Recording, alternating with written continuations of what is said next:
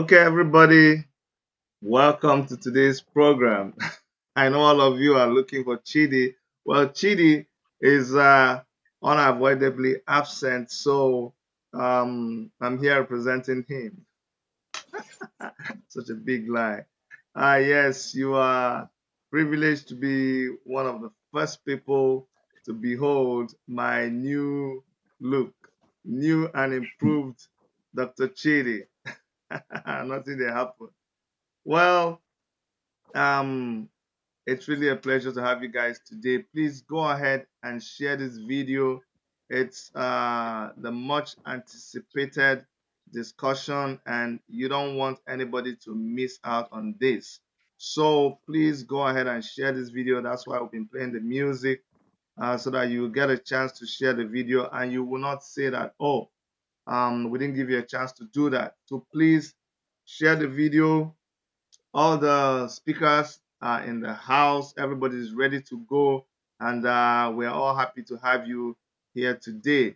Like I said, in the studio is all the people that we already told you saw in the flyer. So I'm gonna give you 2 minutes, 2 minutes to go ahead and invite everybody that is supposed to be here. If you look in the room, it's not this number of people that we wanted to come and listen to us. I mean, what's a good thing if you don't spread it around? So we're gonna give you 2 minutes to make sure you share the video. You just have to share the video because if you don't share the video, your brother, your sister is going to hold you responsible. I mean, I don't want to put you in trouble. They're going to say, why didn't you tell me something like this was happening?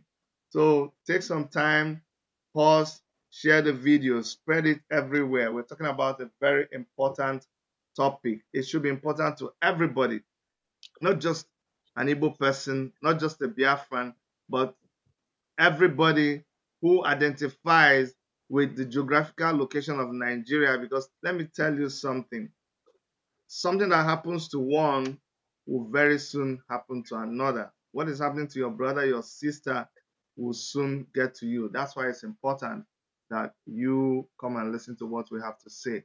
I'm going to go over to our panel of discussants today, okay? So please help me welcome in the house our panel of discussants. You guys are very welcome. Thank you so much, Engineer Ugochukwu. Thank you so much, Dr. Abba. Thank you so much, Barrister Law. When I call Barrister Law, I don't even know which one to interchange, but my dear brother Buchi, you're so welcome. And then the lady in the house, we actually have three ladies today, but the one that we have here right now is our beautiful sister Chinenye. You're welcome. Guys, we already know what the topic is all about. We're just gonna go into this, yeah, just go into it without wasting time. All right. I'm gonna do this way. I'm gonna change the speaker view so that we make sure that everybody is okay. Good. All right. So I'm gonna go straight to you, Buchi Law, and let me introduce you properly. Ladies and gentlemen, Buchi Law is a licensed attorney in Nigeria.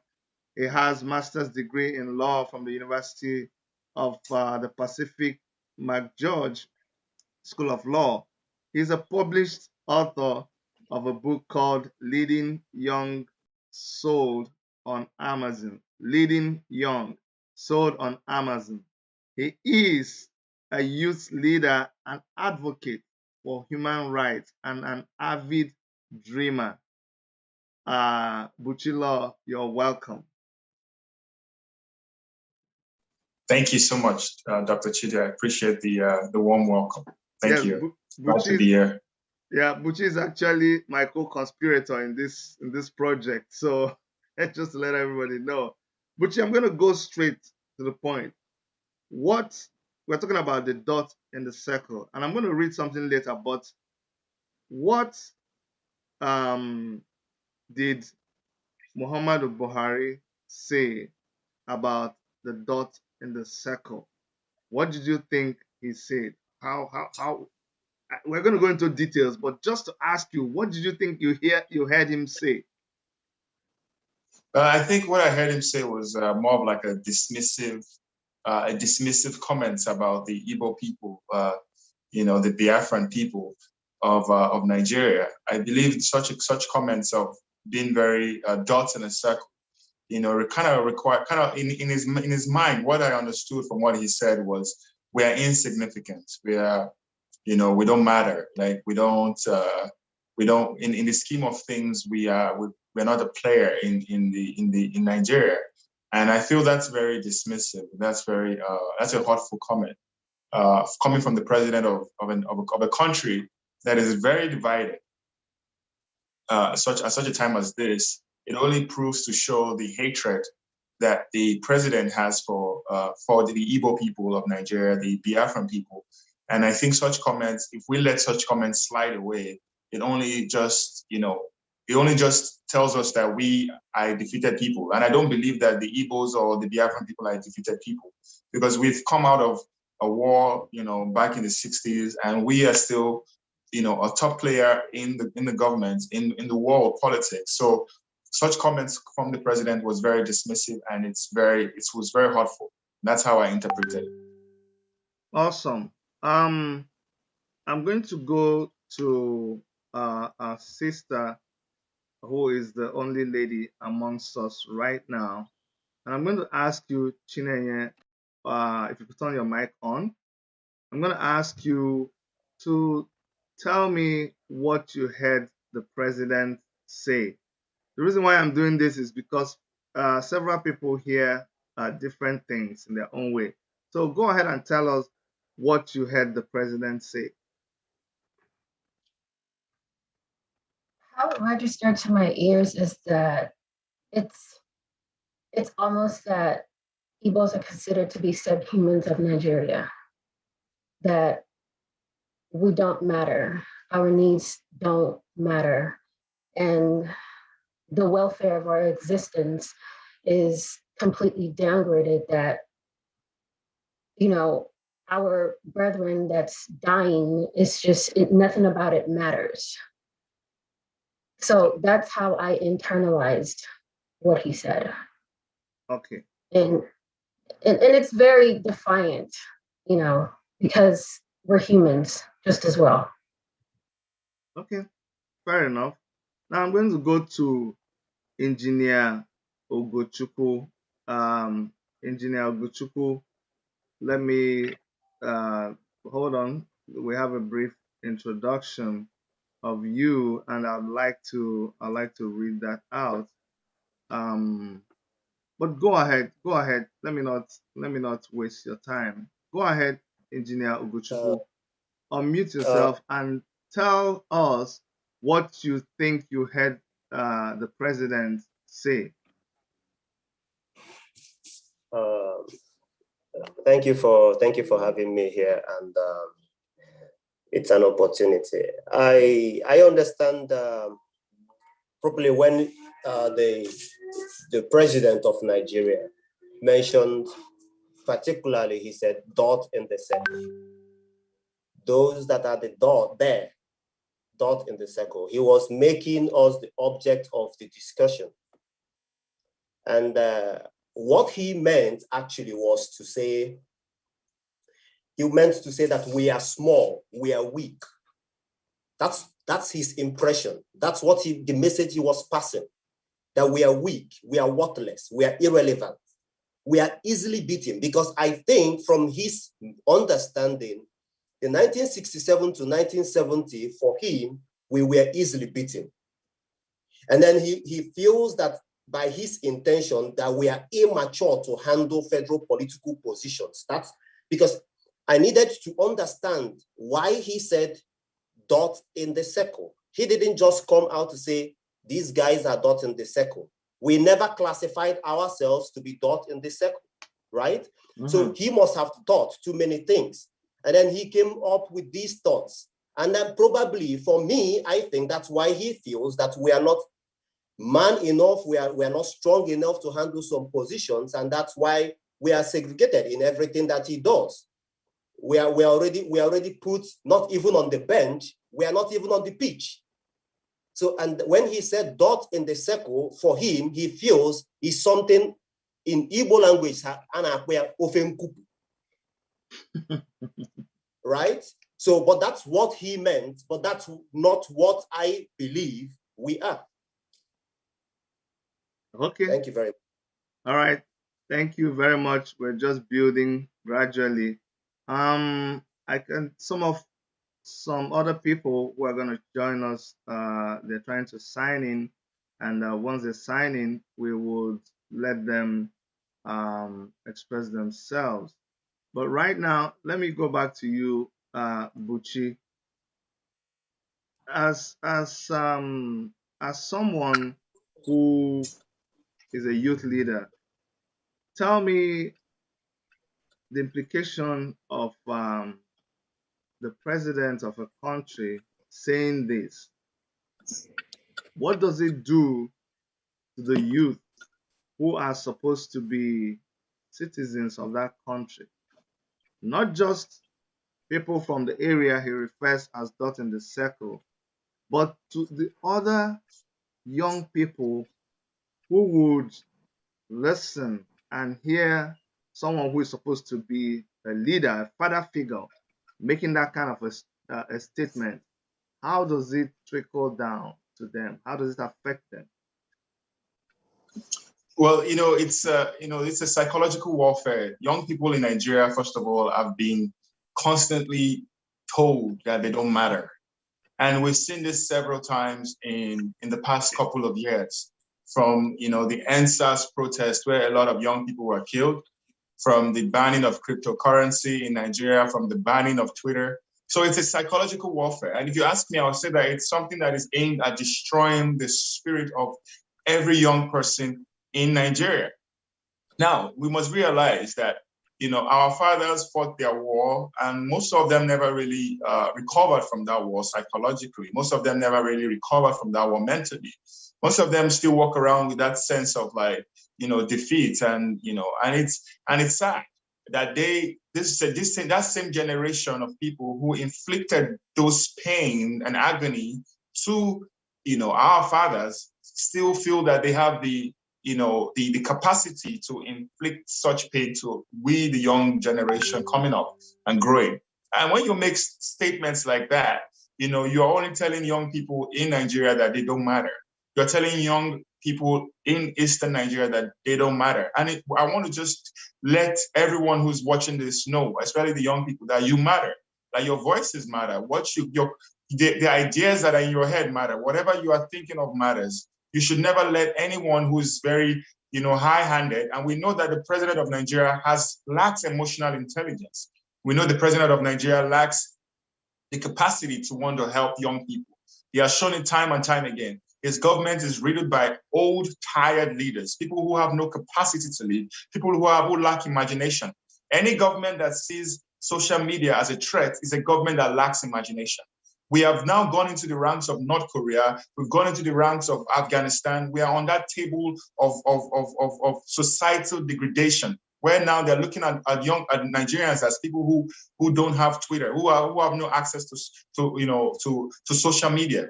How then do you think young people are being looked abroad? Especially when you claim you are from Nigeria, you're laughed at, you are ridiculed, you're seen as people who are less than human. There's a government who you call yourself a democratic system of government, but yet they still stifle your voice. And I think it is a shame to the Nigerian government that the Nigerian president can even make such a comment, and he hasn't even come out to apologize.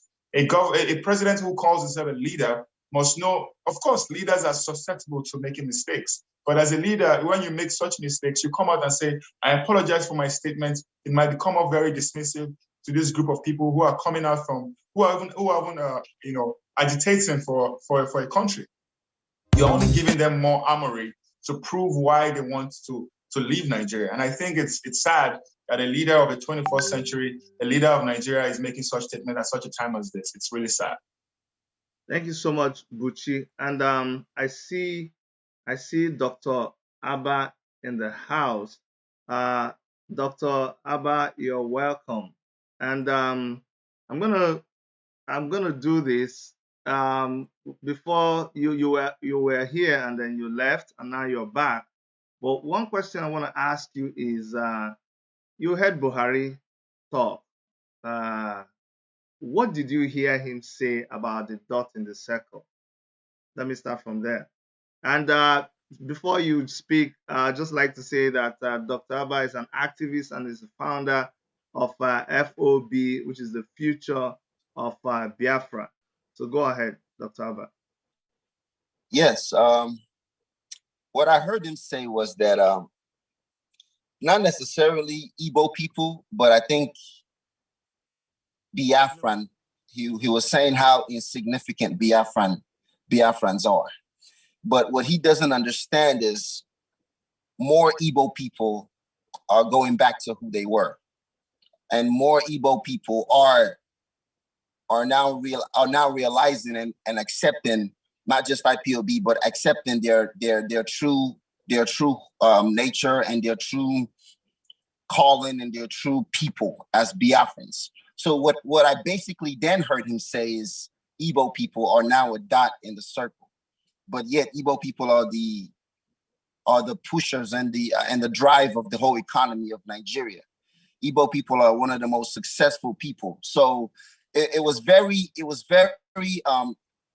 ignorant, what I heard, and that's very expected from a Zuran country like Nigeria. So I heard that's what I heard. I heard that Biafrans are very insignificant, but the more Igbo people, I think he believes that not a lot of Igbo people support Biafrans or support the agitation to leave Nigeria. But what he doesn't understand is it's more than what meets the eyes. And it lets me know that this is a president that doesn't understand what's going on in his own country. Okay. And it's a very dangerous thing. Okay. And and my thing to Nigerians are the ones that are still on the verge is what exactly has Nigeria done in itself that you can say that you're proud of? Apart from the 1996 Olympics, as a Nigerian, I don't think any Nigerian abroad or even at home can say one thing that the country has done that they can be proud of. So I don't understand what the need for one Nigeria is. And that's where I would pick up, and that's where I would focus on. Because for the Igbos that still believe in one Nigeria, I'm trying to understand what exactly are you holding on to?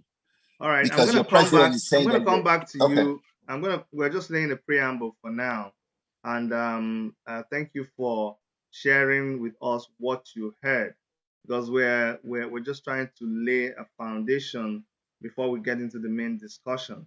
Now, we've all shared what we think we heard the president say. So let me go now and try to fish out this video of where he said what he said, and let's come back and discuss that. So I'm going to go share this video.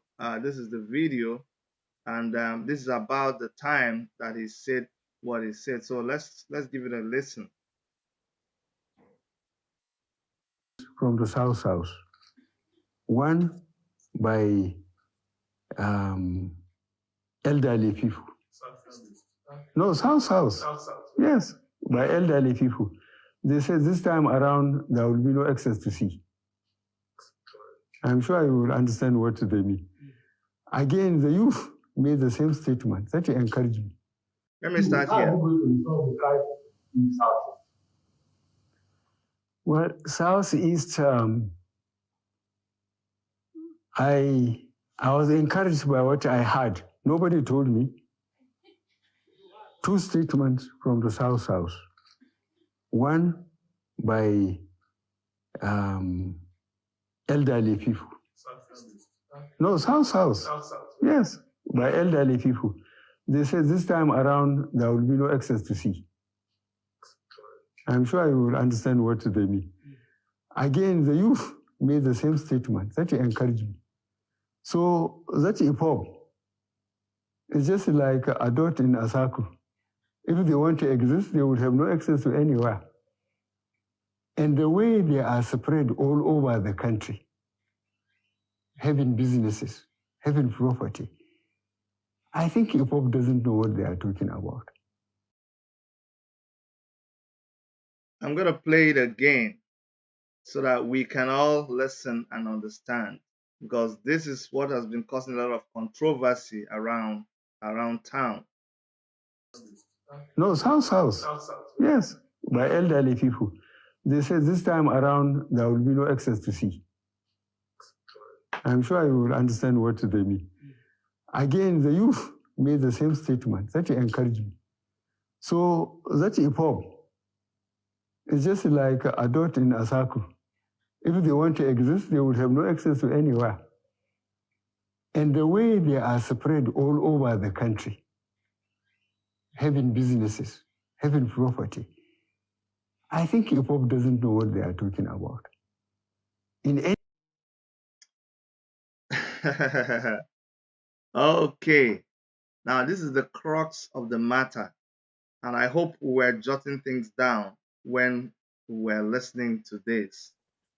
Now, a lot of people have argued that, oh, when he was talking about IPOB, which is IPOB. Oh no, he wasn't talking about Biafran people. And no, he wasn't talking about Igbo people. He was just focusing on IPOB. This is my own opinion, and everybody will get a chance to tell us what they think. This man may just have been, and he doesn't care much about IPOB, or else he would have pronounced it correctly. That just shows you it's not something he gives any attention to. If IPOB was his focus, he would have called it IPOB. But he doesn't care. He doesn't even know the name. He just is IPOB. But even though he called IPOB, he went ahead to say that elders convinced him that this time around there will be no exit to the sea. So he was making reference to the Biafran War. During the Biafran War, there was no organization called IPOB. So the people that were engaged in what he was talking about before were Biafrans. So I'm going to act like I am Buchi and say that if this was in a law court, this will prove to him that he wasn't just talking about IPOB as an organization. He was talking about Biafrans, because he made reference to, he said this time around, which means there was this time before, something happened before, and this time around, there will not be an exit to the sea. So he was making reference clearly to the Biafran War. And then secondly, he says that this IPOB is just a dot in a circle. Again, making reference to the fact that there's no exit. You're just a dot and you're surrounded. And he says that if they want to exit, who wants to exit? It is the Biafran people that wants to exit. So this time around, he repeated, there will be no exit to the sea. And he went around to say, these people don't know what they are talking about. Do they realize that they have businesses all over the place? They have investments all over the place. He cannot be talking about the IPOB, the organization. IPOB doesn't have investments. Well, to the best of my knowledge, IPOB is just an organization. But I've not heard about IPOB buying houses, owning businesses. And then lastly, anyway, I'm just going to stop here because there's so much to talk about it. So we're going to be talking about, and by the way, let me make everybody understand that for me, there is IPOB and there's IPOB. IPOB, the organization, and then led by Mazi Nnamdi Kanu, and then IPOB, everybody who identifies with Biafra is IPOB, and that is the indigenous people of Biafra. So there is that indigenous person of Biafra, that whether they belong to IPOB, the organization, or not, they are, by virtue of coming from that area, an indigenous person of Biafra. So based on that, let's now discuss. Buchi, do you really think that this man was not talking about the whole of Biafran people, that he just meant IPOB? Oh, clearly he meant the whole of Biafran people. He meant the whole of Biafran people, because I don't know, if people are very aware, the killings, the ongoing killings and massacre, that's the abductions going on in the East. And, most of these people they just picked up, random young people picked up in the streets and labeled all sorts of things just to hang them. I saw a video or news article about a young man who was picked up and claimed he was this and that, just so that they can kill him and extort him. I also saw a video of a guy who was killed in Imo State because the police are out there looking for, whether it's IPOB members or whether it's Biafrans, it doesn't matter. As long as you are in the Southeast, there is a high chance that you can be labeled whatever it is just so that they can kill you. You know what I'm saying? So this man knows exactly what he's talking about, although he sounds very senile and sounds like he's lost, but I think that he clearly knows what he's doing. I don't know what the agenda is against the Igbo people, but we have constantly seen a sort of like a high-handedness whenever it comes to dealing with the Igbo people in Nigeria. And such should not be in a democratic, state. That's the point I'm trying to make, because people are out there the police, the military are out there just doing target practice in the backs of Igbo people, young people all around Eastern Nigeria. Even when they were not even violent, when they were peaceful, they still did that. And it's sad that this is still keep going on. And the president for sure knows that he wasn't just talking about IPOB members, he was talking about Igbo people in general. All right. Thank you.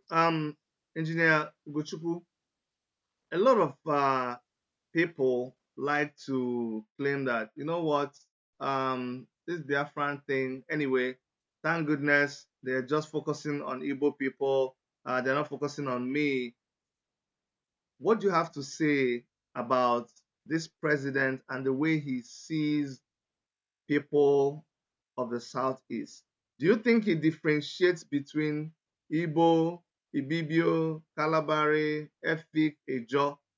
Or do you think he sees everybody as Nyamiri? Yeah, thank you very much, Dr. Chidi. When I hear this, whenever I hear people talk about the fact that, oh, you're Igbo, I don't belong to Igbo. You're the people they're looking for. I laugh. First of all, when you say IPOB,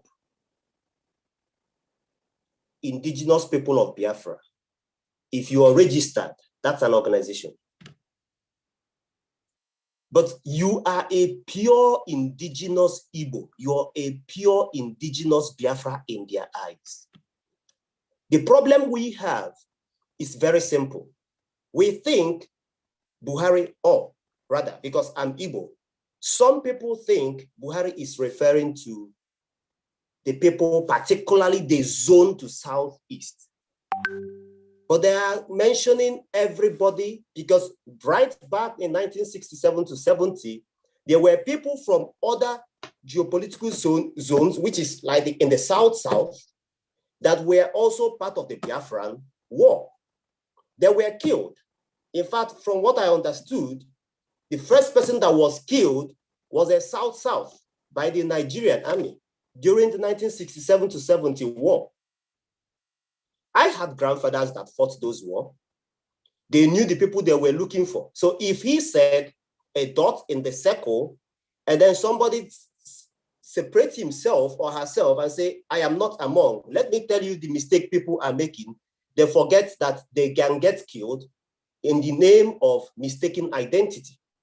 because you have lost your identity. You have shuffled your game, and you have placed your cards that these are these people. I am not these people. When the doom comes, it comes for everybody that is Biafran. He knows the people he was talking to. Now, let me clear this very, very easily. When he said a dot in the circle, there were two things involved. And I'm telling you his mind because I have read President Buhari's mind, and I can tell you a lot. First, he referred to Biafrans, whether Igbo, Ibibio, Efik, Anang, he referred to all. Second part, he was referring to more of the Igbos because during the war, the Igbos were the ones who were killed more. The Igbos were the ones who were fighting the war more. So he knew where his threat was going straight. And when people were talking about, he was talking about people who want to succeed. We are not talking about secession here. We are talking about the hatred a president has for a particular people who voted for him. We are talking about the act of wickedness, the threats that he was already throwing at the people who are actually looking up to him to say, please, can you help us out? We have a lot of issues in Nigeria, economic issues, political issues, education system is poor. At a stage, I concluded that nothing is working except prayers. Even now, we can't even see the prayers working so much because people are praying and people are being killed even the more. So coming at this critical time when there are a lot of tensions, and then he is dropping that statement, dot in the circle, and hasn't come back to say, oh, I think that was a slip of tongue. That's an error from a president. From a president of a country that was supposed to be called the giant of Africa. We don't expect that from him. Thank you very much. Thank you very much. Now, for the benefit of, go ahead, Buchi. I just want to say something in regards to the, I know I'm also watching it via YouTube, but the screen is dark and I see some people commenting. I don't know if it's something you can fix from your end. Oh, wow. Or they say that there are no pictures, only audio is working right now on I think, I don't know if you've left the. Yeah. Okay, we're back now. Sorry, I was focusing on the meeting. It's okay now, Buchi. Thank you very much. Okay. Thanks for that. Sounds Thanks good. for that. Yeah. Thank you very much. Sorry, guys. Those of you on YouTube. Sorry about that. Okay. So I was gonna go to Chinenye. There's a lot of people that have this misconception, especially with this attempt to paint Igbo people or Biafrans in a certain light.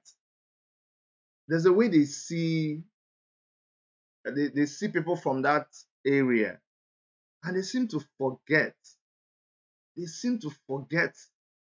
That it's not just the people that those that hate them try to paint. That it's not just those kind of people that exist.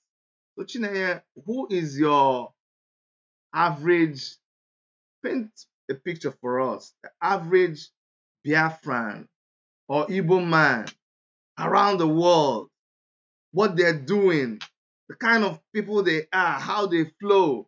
Because it gets to me, but let it not just be me talking. Just take us, we want to see the average young enterprising, or maybe they are not, but just I want to see them through your eyes.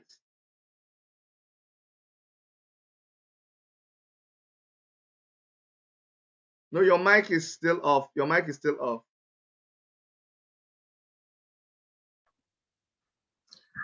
Well, I think that's a fantastic point to bring up because collectively, especially in the Americas, me being an Igbo in America, of course, I'm a Nigerian, and within the minorities, Nigerians make up 60% of the most educated and the most that contribute into the institutions of America. We're known for sports, we're known for boxing, we're known for UFC, we're now making our way into politics, and majority are Igbos. So we contribute in a major way to society, to places in the diaspora, but unfortunately, we're not able to utilize our greatness in Nigeria. Those opportunities have not been created. So unfortunately, people have to leave to try to capitalize in other areas that don't belong to us, which is another reason why it's like, it's like we are great people to contribute into Nigeria, but you keep marginalizing us. Everybody in the diaspora knows a Nigerian, everybody. And everyone knows that Igbos, we're like ants. We're all over the place, utilizing our greatness. And people know this. So it's like the typical average Igbo or a Biafran, they're doing something great. They're known for education. A lot of them graduate from Harvard. A lot of them are professors. So it's just, there's something special about us that they're trying to suppress.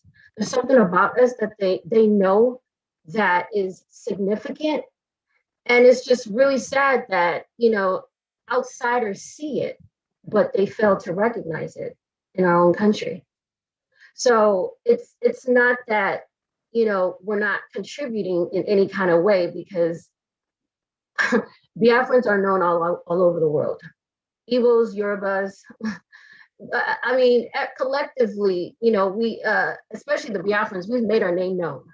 So it's really sad that people like us have to go outside of our space to utilize our greatness. It's kind of disgusting that we're not able to utilize everything about us in a space that is indigenous to us. So, I mean, that's how I feel about it. It's really disheartening. All right. Anybody can jump in here, but let me ask you, Dr. Abba, and another person can jump in after him. Why is it that even with the president even acknowledged that these people have investments everywhere? They don't know what they're talking about. They have investments, they have houses all over the place. Why is it that even after you know all of this, people don't seem to want to recognize the Biafran or the Igbo man?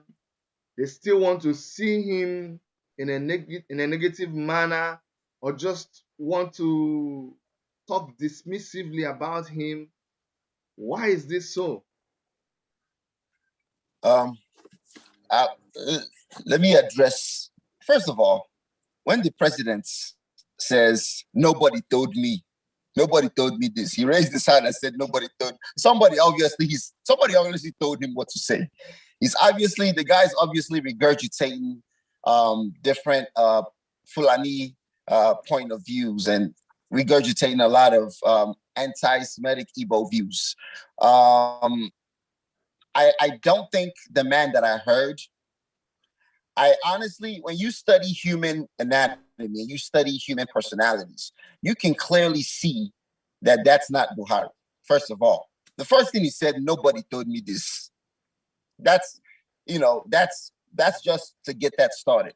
But to answer your question, I think that first of all, there was an interview that I watched from 1960 where Fulani people were saying that there's a reason why they will never let the Igbo person be in charge. There was an interview that went live on British television, and they were trying to explain to the world why they will never let an Igbo people in charge, because they felt that if an Igbo person ever gets into a position of leadership, it won't take long before that Igbo person will bring in all of his people. And then the whole Nigerian government will be saturated with Igbos. That's why this was what Fulanis were saying in 1960. So we're looking at 2021. That's the same mindset. They've had this mindset for over 30, 40 years. And that's why he's speaking the way he is. That's one of the reasons. The second reason, I think it's inevitable, because I think the same reason is the same reason why Black people here in America are going through the same thing. I think I look at it from both a human standpoint and a biblical standpoint. I think that Igbos and Biafrans are part of God's chosen people. And I think that the same way Buhari is regurgitating the same lines that Pharaoh did before Moses freed him. And I think Nigeria is going through the same path that the children of Israelites once did. The same path that the African Americans are still going through here in America. Is the same thing that even though Black people in America are one of the most successful people, even though Igbo people in Nigeria are the most successful people, when you eliminate a few minor people here that are stealing oil or stealing money from the people, just business-wise, even though we're the most successful and we have the most land, it's very clear and it's very obvious. But the people that are in charge, the people, the caliphates, the cabinets, the Fulani people that are in charge are gonna do everything they can in their power to make sure that we're oppressed, to make sure that we don't know our power, to make sure that our people don't unite. And they're gonna regurgitate all these lines. And that's what he's basically doing. He's just regurgitating lines that they've been regurgitating for the last 30 years, even though the data and the proof says otherwise. I think that's the situation that we're in. Even though common sense says that we are the most successful people business-wise, I think they have to program, they've been programmed and they have to regurgitate those lines. And that's what he was doing. All right. Thank you so much. Now, Buchi Law, why is it that, and I fail to understand this, why is it that people want to create the impression that the young man or woman from the Southeast or Biafra or even an Igbo person is really not interested in all of this politics, that you don't see them talking about it. Every time you want to talk about it, you just see like maybe older people talking about it. Do you believe that this is true? And if this is not true, do we have some proof that the younger generation are concerned about all this talk about being independent and the state of the nation? Yeah, thank you so much for that question. I would say that the young people in Nigeria are ready to deal with the politics of Nigeria, and not just even of Nigeria, of the world. We heard about, Chinaya mentioned about young people young Nigerians, most especially of the Igbo tribes, taking up political positions in American politics, as well as even the Yorubas as well. We've seen Joe Biden appoint several Yoruba people, several Igbo people in the cabinet of Nigeria. And I don't want to sound tribalist, but Nigeria has created this sense of tribalism in us because we are not practicing in one united Nigeria.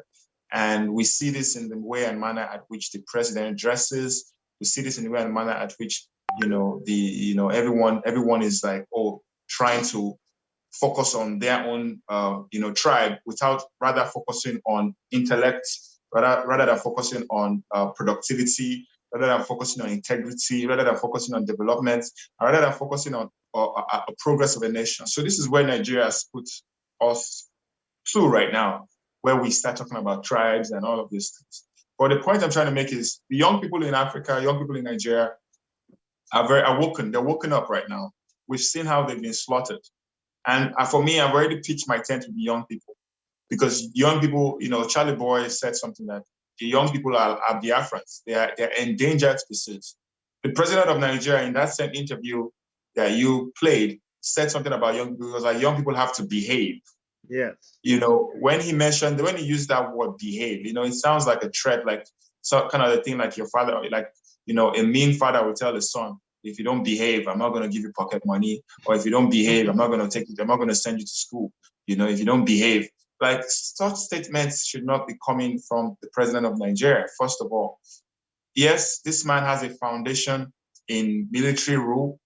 Yes, he's a retired general. Maybe that's what is affecting his psyche. Maybe that's why he feels he can talk to people like this. And I feel like, we have to figure out what we need as a country. All I can tell you for a fact, and, is that young people are going to wake up and we're going to still keep demanding for our rights. We're going to still keep demanding for justice. We're going to keep demanding for equality. And this is not even about, just getting Biafra. Even if Biafra comes as a nation, young people will not still shut up. Young people will not be like, oh yeah, we've gotten Biafra. Okay, now we have our, our El Dorado. We have our city Biafra, where everything is going to be all perfect and rosy. No, we're still going to be dealing with the same problems we're dealing with in Nigeria. Just this time around, we're going to be dealing with it with people we know of. However, we still have to have people who will be young people who will be fearless and request that things be done the right way. And it's not a battle between young people versus old people. But we've seen that in Nigeria currently, the system of government has been run consistently by old people, older folks who lack ideas, who lack innovation. When a minister or a minister of a cabinet is saying that the only sort of development that they've made is how to make toothpick, or we're going to do toothpicks. This is 21st century. Just a private organization here in America, Tesla, is taking people to the moon. It's just a private organization. This is not even like a public organization or a state-run organization. And this is run by a young South African man, Elon Musk. So the point I'm trying to make is that I'm totally in support of young people in Nigeria who are asking government to do the right things for them and are using the peaceful way of doing it. I'm totally in support of that. I'm totally in support of young people who are out there, protesting, peaceful protesting. I'm in support of that. And I feel like we should never stop doing that until we have all that we need, 24 hours light. We have good roads. We have functioning, healthcare system. We have these things. I have seen people pray on Twitter saying, may Nigeria not happen to you. What kind of prayer point is that? Well, that prayer point is a valid prayer point. When someone says that, it means may you not be in a situation where you have a disease or anything and you cannot find healthcare system that will help you. May you not be in the road and you have to encounter a drunken policeman or an irate military officer who's just going to release his bullets and kill you. May you not be in the wrong place at the wrong time and you'll be labeled a terrorist just because they want to kill you.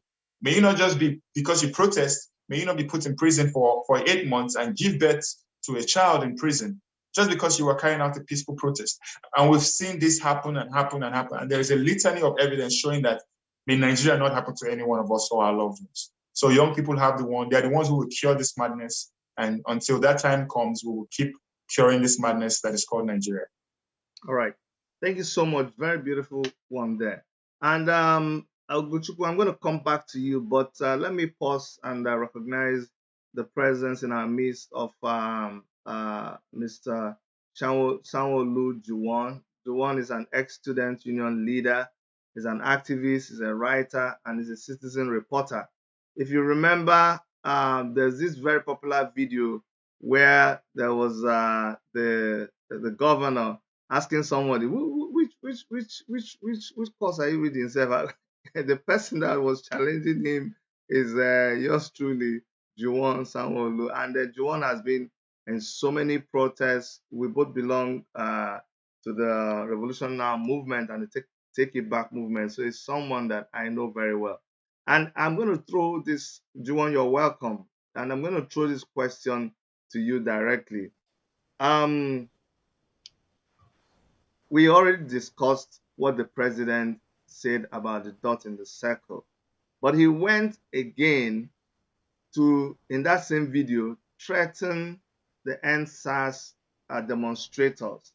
So for you, I'm sure you watched that video. What is your impression, starting from the president referring to a group of people as dot in the circle, and then finally threatening young people, like whether he said they wanted to overthrow him or so, NSAS protesters?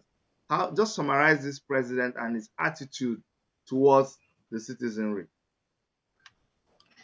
Yeah, thank you, Dr. Chidi. And let me first apologize for coming on board late. So moving straight up to the issues. You know, the first time I heard the president make these statements about people being a dot in the circle, it took me back to his tweet that was deleted by Twitter. You know, when he tweeted that statement, a lot of people were like saying that it couldn't have been Buhari who said all of this, that Gabashew, the presidency, you know, they are the one who we have tweeted. And, you know, for about close to 6 years, people had lived in the delusion and illusion that Buhari is not the one, you know, doing a lot of things, that the man is not in charge, that it's just a group of cabal. And over time, we've always told people that this is the same style this guy used in 1983. Some of us were not born in 1983, but we read history. And thank God we also had Fela, who sang a lot of songs around that summarized Buhari's junta during the military. So people were saying that, oh, it wasn't Buhari who must have tweeted that. But now Buhari came out on Arise TV, you know, and that signified something. Buhari's coming out was towards an end to mobilize its fascist base and to unveil the disguise. And it was very strategic. And so that when it eventually made the same statement, threatening Nigerians on Twitter or group of persons on Twitter, he then came to Arise TV and made the same statement in a much more terrible and demeaning pattern, and said that some people, they are just a dot in a cycle, a dot in a circle. And afterwards, he then picked on young people who came out, trooped out en masse against culture of impunity during NSAS. What does that tell you? It means everybody, the entire people who live in Nigeria, whether they decide to not recognize themselves as Nigerians, because in the first instance anyway, there was no place we gathered together and then resolved that we wanted to be Nigerians. But at least we still unfortunately find ourselves within the geographical encampment that was described and named Nigeria. What is happening in this regime is that there is everybody, every Nigerian, over 200 million Nigerian people are the dots in that circle, because the government had laid a siege of poverty in the country. The regime has laid a siege of insecurity on the entire country. The regime has laid a siege of hardship on the entire country. And generally speaking, every member of this community we call a country is under the siege of Buhari's dictatorship. Look, it is not only the IPOP the people agitating for Biafra that Buhari regards as a dot in the circle. It is those victims of NSAS, those people that were shot in cold blood in Lekki Toll Gate in Lagos. That was ordered directly by a Yoruba man who heads Lagos. It was those kind of persons that Buhari regards as dot in the circle. Everyone who the Buhari regime shot at during the June 12th protest. For instance, personally, under this Buhari regime alone, I've been in prison 4 times. People like myself are that dot in the circle the regime is referring to. So how do I describe this regime? There are no 2 ways to describe a regime that calls its people a dot in the circle. That regime is a regime of dictatorship. That regime is a regime of tyranny. And you know what? You don't advise a tyrant. Tyrants are, see, the people the people you can advise in government are people who show leadership. Leadership, you can advise leaders. You can profile solutions of governance leaders. But tyrants don't require solutions. You don't prefer solutions to tyrants because they already have perfected and modified and found a solution in their tyranny. The way you engage tyranny, tyrants are vehemently criticized and vehemently opposed and vehemently resisted. And that's exactly the culture we see in Nigeria today. And that is why you see a situation where, so that's it. Personally, I am not surprised. I'm not in any way surprised that we have a government that is hostile to self-determination. Even governments that still had probably a better structure, far better than ours, are quite hostile, are even hostile to self-determination, only that they are not shooting their citizens like the genocide the regime is doing here. So I'm not surprised that a regime such as Buhari would not recognize the rights of self-determination. Why? Because even the basic rights in the constitution, he has not recognized it. Buhari's regime has flouted over 45 court orders. Over 45 court orders he has flouted. Buhari's regime does not respect basic principle of right to civil disobedience, right to protest. Buhari's regime does not obey the right to free speech. In fact, Buhari's regime is arresting people for conversations on WhatsApp. Stephen Kefasin is a good example, who spent close to 8 months in a prison in Kaduna. He was shipped all the way from Port Harcourt down to Kaduna, where he was imprisoned. So we have a regime that is hostile to your conversations on Twitter, on the social media. So a regime that is hostile to rights that are as basic, are as simple, and are completely recognized by the Constitution, wholly present in the Constitution, a regime that lacks respect for it, then I'm not surprised the regime will completely frown at demands like self-determination. Is like demanding demanding a mountain from someone who does not even want to give you a stone. I mean, how would you? Why would you ask of good schools? You see, sometimes when the answers, it brought a new revelation that probably we had even been asking or expecting too much from the regime. We have been a regime that is hiding Indomie, and as Femi Falana pronounced it, Indomie.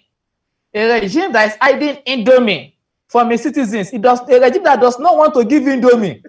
How will you expect that regime to give you self-determination? It does not want to give Indomie. Are you not asking for too much? A regime does not want to give you. So you are not asking for us. You're asking for hospitals. You're asking for education. Then, so generally speaking, see, the only thing that works here is that for every one of us, you see. And I want to give, I was engaging with some of our brothers who are agitating for the Oduduwa Republic. I gave them an example of what happened in Russia many years ago, as far back as 1917. I gave them, Russia, everybody knows that 1917 was when Russia had the revolution. But something was happening before the revolution in Russia. It is that the Russian monarchy is led by a Tsar. And Russia, at that time, was referred and described as prisons of nations. Prisons of nations.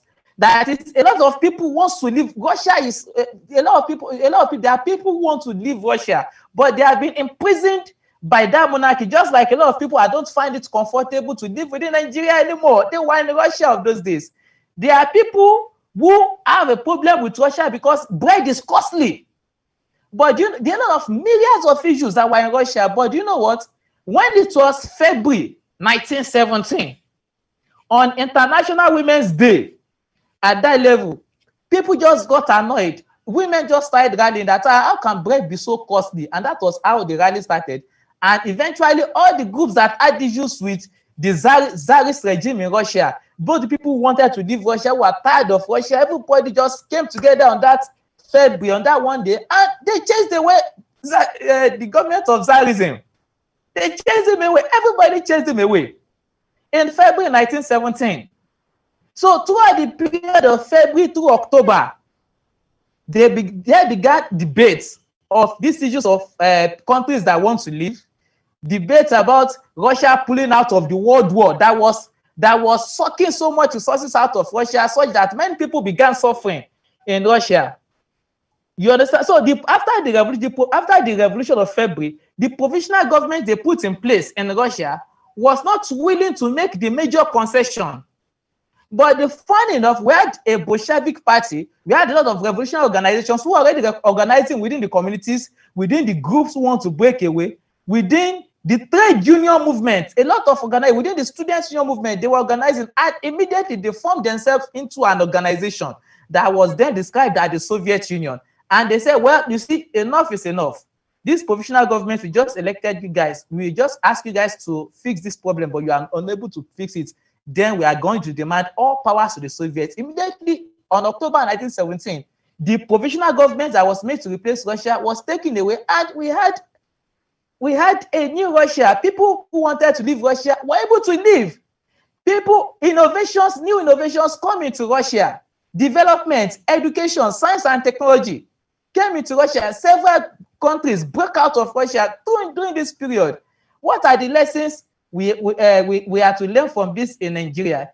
It is that for people who are doing self-determination struggle, and for those of us, someone like myself, I've never hidden it. I do not believe breaking up is the problem of Nigeria. But I do not also believe that people should be forced into an unholy alliance.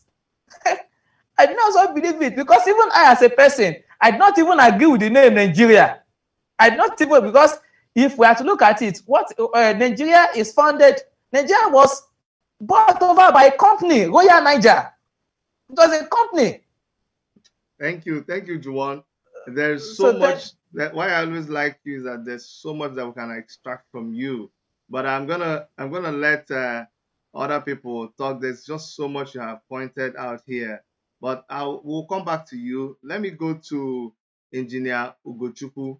Engineer Ugochukwu, I want you to come in here and speak about the fact that Buchi, I saw you. Did you want to say something? Were you gonna? Okay. So, Engineer Ugochukwu, the fact that and before I make that statement, I want people to understand that this is really why we are having this discussion. A lot of people don't hear young people talk about politics in this way. They think young people are ignorant of what is going on. They think young people don't know what they want. But that's why it is important that you hear young people talk and you get to know, like Buchi said, that they are awoke. They are awoke. All these things that you see, NSAS was a little, like just a tip of the iceberg of what to expect. Okay? But let's go back to you, Ugochukwu. What I want you to talk about a little bit here is this, that there is so much insecurity all over Nigeria, especially in the Northeast. But why is it that starting from the new Inspector General of Police when he came in, to all the service chiefs, and initially we didn't understand what was going on, but then we heard Buhari himself say that, or the presidency or whatever they wanted, whoever they wanted to present it, say that they have been tasked to go to the Southeast and deal ruthlessly. He said, we are going to be ruthless. We're going to be ruthless with them. How come they have not expressed this kind of zeal in other parts of the country where there is more insecurity happening? Why are they so focused on places like Imo, for instance? Why? Thank you very much, Dr. Chede. If you remember earlier when I made a review, I said President Buhari knew what he was saying. It was not a slip of the tongue. He thought about it properly. He made a statement out of the abundance of his heart. It's very important. Never forget this. Now, relate what I just said to what he said, the dot in the circle. That's 2. 3, relate the dot in the circle to his command, to his security advisors and officers and other arms of security in the government. He pointed, go there. When I say to you, go there, there is a place. The dot is a place. When he said to them, Nigeria is the circle. Insecurity is everywhere in the circle. But go to this place, the dot. Finish them. That's where you get all these rugged military commands, strong statements, and all sorts of that. So before he made a statement, dot in the circle, for me and for every thinking person, Buhari has been making dot in the circle long time ago. It's important that we understand this. Don't think that he started yesterday.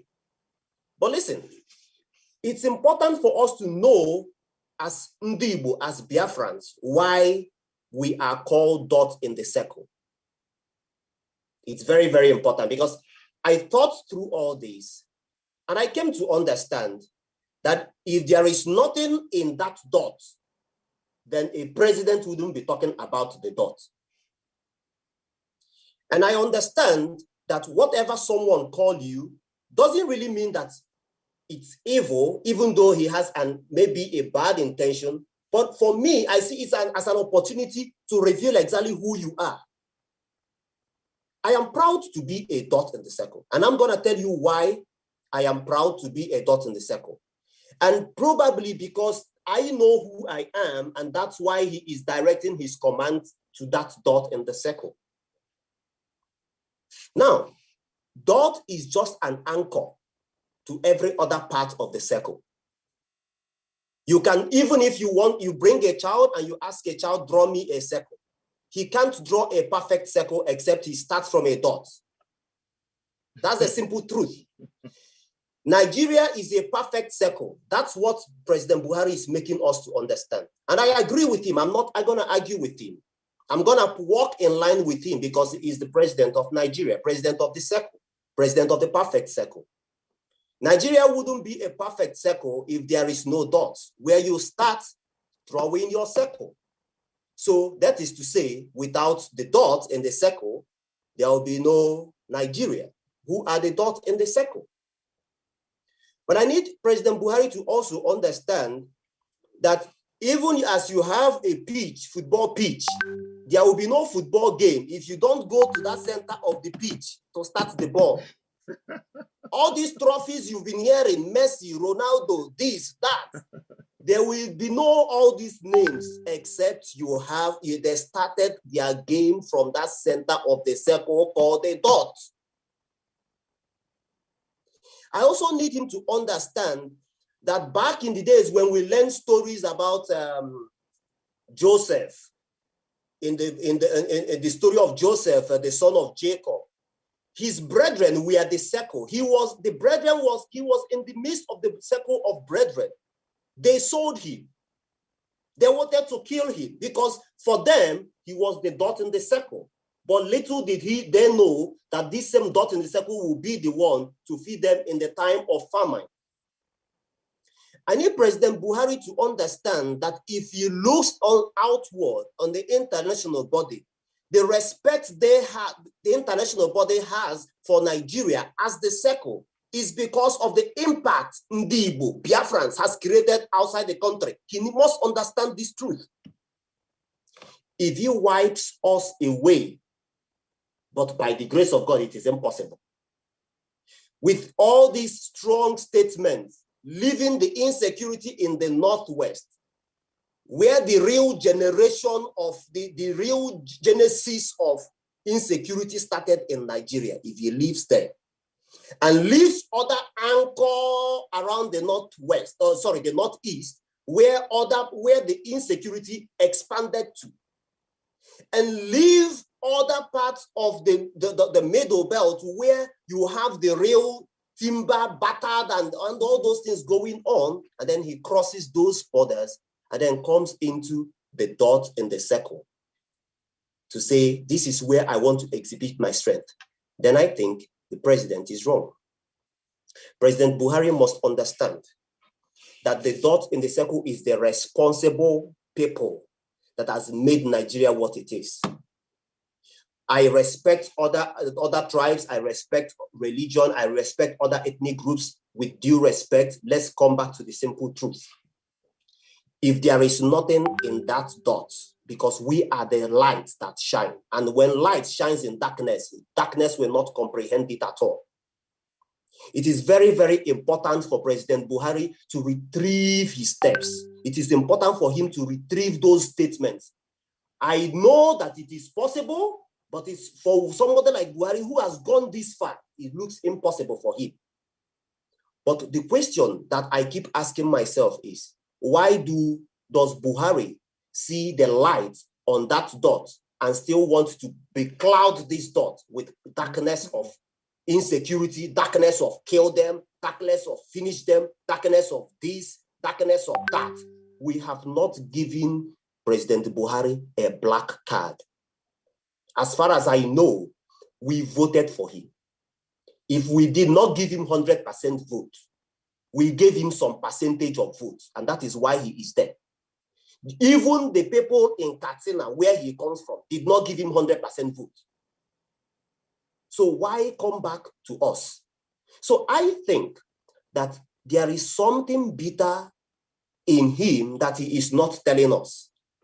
I think that he has an intention that we don't even know about. I also want him to understand that we are the anchor. We are a people that respect unity. And that is the reason why wherever you see the Indigo, those people, those dots in the circle, they are like spare parts. Sorry, they are doing their spare part business, like it's being called there, right? In Kano, in other parts of the country, and around the world, right? But these people are the people that build, even when those places are not where they come from. So why exhibit this on us? We are the most peaceful people in this same circle, but why come to us? I think, and I believe, there is something in President Buhari that he is not telling us. And that thing he is not telling us is something about a hatred that he is releasing. In everything he has said, if you remember what I said earlier, the dot in the circle did not start today. It started from his actions. It started from his command. It started from the way he chose his government. It started from the way he selected, he made selections on people that is going to work with him. Why can't you trust us? If you cannot trust them, then let the dot go. I think I will rest it at this point. All right, I'm going to read something, and then we spend quite some time. We're going to soon be rounding up. And just to let everybody understand that the reason why we're doing this is we're focusing on the dot because when you have chosen a people, you as a leader, and you've spoken to them in such a harsh manner, not just that you pronounce that, even if people were trying to say, maybe what he said is not what, no, you backed it up by saying you will speak to someone in a language that you understand. When you are coming this hard on a people, come on now, they are human beings. First of all, you say you will deal with them. First of all, you say we will go there and have sent them to go there and deal with them ruthlessly, you said. Then you now say that you will treat them in a language that they understand, that they are just a dot in a circle, and that this time around they will not, you will catch them, they can't run away. It's like you're chasing an ant and say, this time we will go there, we will catch this person, they will not run away. When you've spoken to people in this manner, let me tell you something, you cannot blame them for choosing to act in a certain way. Actually, oh, sorry, my video was off. There is something that I would want to read. Why am I reading this? And I'm not going to be apologetic to anybody. Because when you have pushed a people to a wall and you try to make the person look like they are nothing, you can't blame the person for fighting their way back to relevance. If you tell me I'm a fool, I'm going to come outside and say, no, I'm not a fool. And the more you try to bury me, the more I'm going to go and dig out the things that makes me proud of myself. And I'm going to spread it for the whole world to see. There's one essay that somebody wrote. It's kind of long, I would say, but I'm going to try to read it. Why am I going to do this? Is because this is a period where a lot of Igbo people, a lot of Biafrans will go and play that tape that Muhammadu Buhari released. And when they think about what has been said about them, they suffer from an emotional stress. It brings about depression. You know, they're already trying to deal with COVID, trying to deal with so many things, and yet you come and dump this thing on them. So when you see people writing this kind of poem, you don't even want to say, oh, you know what, you're being tribalistic, or you want to tell me, Chidi, why are you reading? No, so I'm going to read it. I'm not going to be able to finish all of them, but I will read it a little bit. It's important that anybody who is an Igbo man, anybody that is a Biafran, that is feeling depressed, that is not finding it easy to handle the fact that your president said you are a dot in a circle. Well, I want you to hear this poem. It says, I am a proud dot, not a comma, hyphen, or column. I am the dot, a proud one, because the circle revolves around me as the nucleus and fulcrum, and hence can't let me go, hence they perish. They can't let me go, hence they perish. I am the dot. I am Igbo and the proud one. Do you see? Let me just pause and say, you can't blame this person who says, they can't let me go, hence they perish. If you think that letting Biafrans go is not a big deal, if you think that letting Oduduwa people go is not a big deal, and yet self-determination is in the constitution, then let them go. But since you cannot do that, and you just want to come and fight them and kill them, then you don't blame somebody that by saying that. I think that if you can't let me go, you don't want to let me go because you believe that you will perish without me. So he says, I am the dot. I am an Igbo and the proud one. I can do without you, hence my age-long desire to live. But you cleave to me because you cannot do without me, else you perish. I am the dot because I determine your ending as the dot does in a sentence. I am the dot because after me there is no you. Otherwise, you should let me go. I am the Igbo, a real one with Igbo parents. The Creator made me as I am, not a Fulefus. I am a proud Igbo, the dot with indigenous roots in Southeast, a sizable portion, mischievously carved into the South-South, and a few villages in Kogi and Benue that are of Igbo origin. I am the dot. I am also the third largest indigenous ethnic group in Equatorial Guinea. Yes, I am Igbo. I am Chukwuemeka Odumegwu Ojukwu, Chinua Achebe, Nnamdi Azikiwe, Emeka Anyaoku, Alex Ekwueme, Chuba Okadigbo, Rochas Anayo Okorocha, Jim Nwobodo, Michael Okpara, Ikemba Okonjo Iweala, Ikemba Iweala and his wife Ngozi Okonjo Iweala, Chimamanda Ngozi Adichie, Pete Edochie, Anthony Onyemaechi Elumelu, Cosmos Madoka, Allen Onyama, Jimovia, Ifeanyi Uba, Ojuzo Kalu, Rotimi Chukwuemeka Chibika Amechi, Peter Odili, Peter Obi, David Umahi, Patrick Utomi, millions of the greatest of people Africa has ever produced. And I want to add Emmanuel Okocha, Amunike, Christian Chukwu, Emmanuel Okala, so many other great Igbo people. Yes, I am Igbo.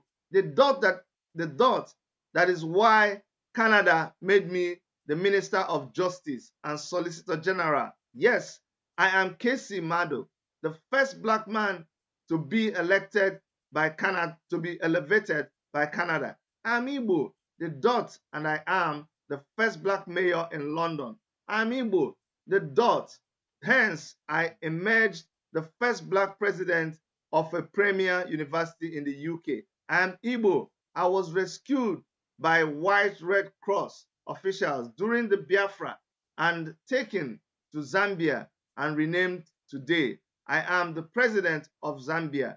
That little boy from Biafra land. I am Igbo. My grandparents migrated to USA, and my father, my siblings, and I were born there. And incidentally, we are not taken home to be introduced to my roots in Nigeria before my granddad and granddad passed on. Yes, my name is T.D. Jakes. I am the richest and top person in the USA and schooled and second in the world. You see, that is why we are Igbos, the dot.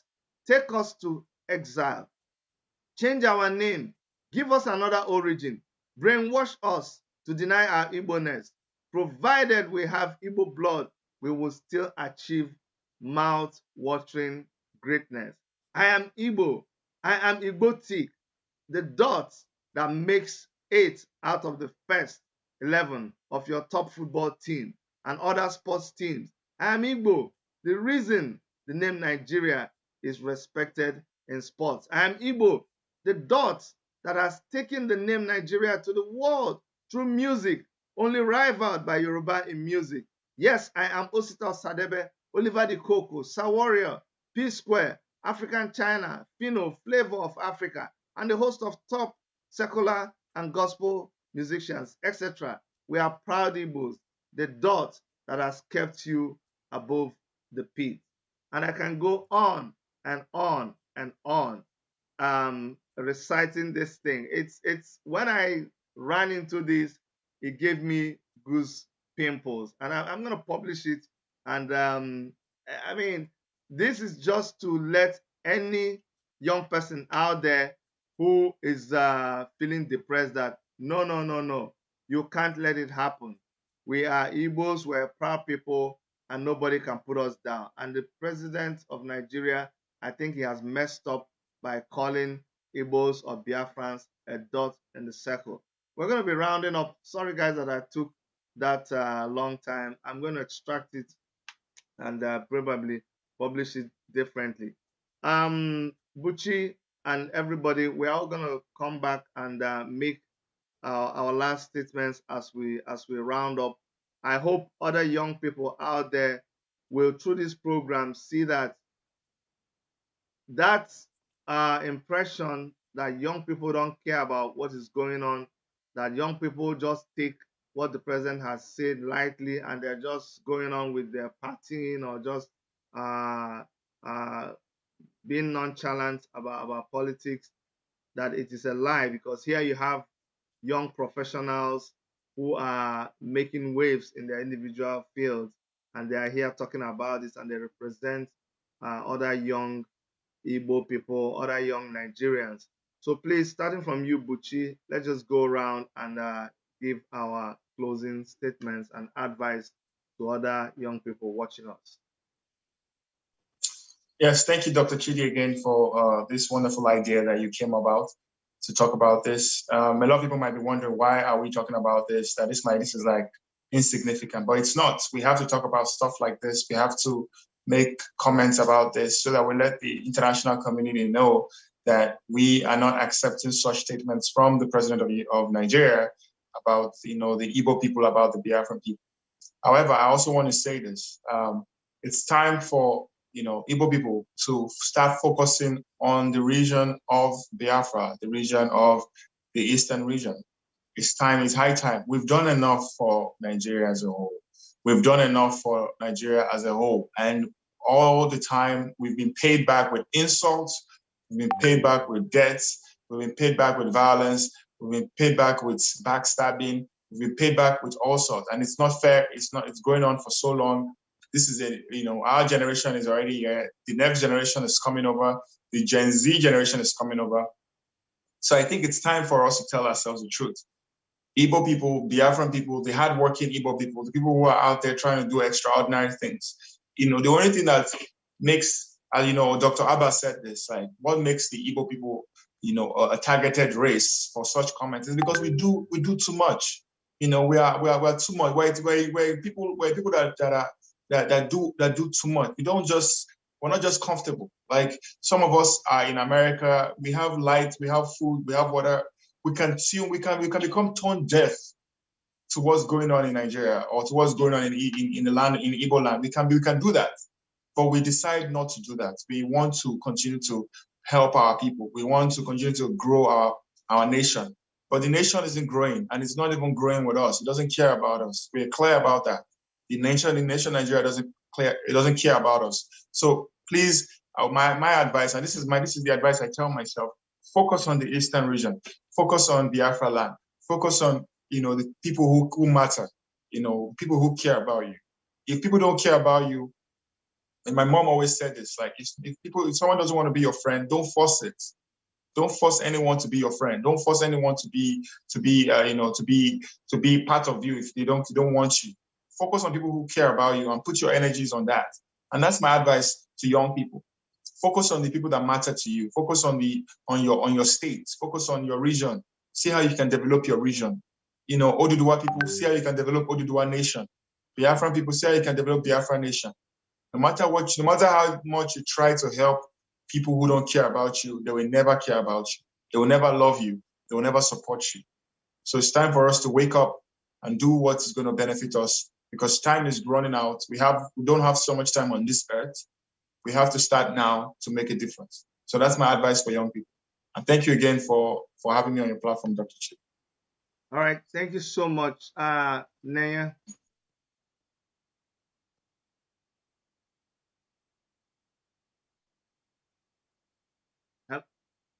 Hello, Chinaya. Go ahead, Chinaya. Sorry. I think what I would have to say in closing is that I think all Biafrans should redirect their focus to Biafra, not Nigeria, not one Nigeria, because history has proven that it has not worked out for us. Logically speaking, it has not worked out for us at all. So to continue thinking that we are one nation under God, it's evidently we don't serve the same God. We need to direct our focus on Biafra, and everyone needs to think of ways to play their part to resurrect Biafra. And just like Dr. Abba said, you know, there's a biblical hint that's attached to us because we are the lost tribe of Gad. And we will make our exodus out of Egypt, of Nigeria, because it's the same cycle from Egypt, Blacks in America, and us in Nigeria. It's the same thing. So if everybody doesn't know that, it's the same thing. And it's because we are the chosen people. And it's because we have our greatness. And there are reasons why we go out and we prosper. And the world knows us.